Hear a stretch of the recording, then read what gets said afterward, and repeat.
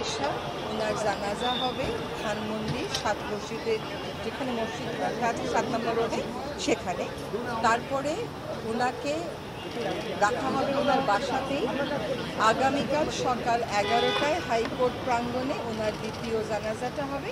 তারপরে ওখানে মিরপুর বুদ্ধিজীবীতে দেখা আপনাদের একটা ক্লিয়ারিফাই করি, 7 নাম্বার মসজিদ ধানমন্ডি 7 নাম্বার মসজিদ প্রথম জানাজা হবে। আমাদের আদিলুর রহমান ভাই আছে, আমাদের আসিফ আছে উপদেষ্টা, আরও অনেকে আছে এখানে, আমাদের আকিব বশির ভাই আছে। আমরা সবাই সরাসরি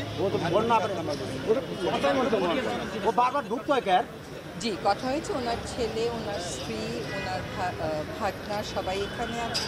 ওনার মেয়ে থাকে বিদেশে, সে ফিরবে, কিন্তু তার জন্য আগের কথা ছিল অপেক্ষা করা হবে, এখন আর অপেক্ষা করা হচ্ছে।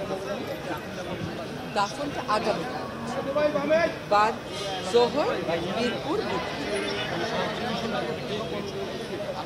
আমাদের তো আর আজকের সহকর্মী না, আমাদের তো সেই কোর্টের, যত বছর কোর্টের বারান্দায় হাঁটি তত বছরের সহকর্মী। আমার অনেক স্মৃতি, কারণ আমি যে প্রতিষ্ঠানে আগে কাজ করতাম সেটার অনেক মামলা উনি করেছি। আমি মনে করি আইন অঙ্গনে এমন সজ্জন, বিদ্বান, ভদ্র, একজন আইনজীবী খুঁজে পাওয়া আসলে হাসান আলী সাহেবের মৃত্যু মানে হচ্ছে আইনজীবী হিসেবে একজন প্রতিষ্ঠান। দোয়া করবেন সবাই।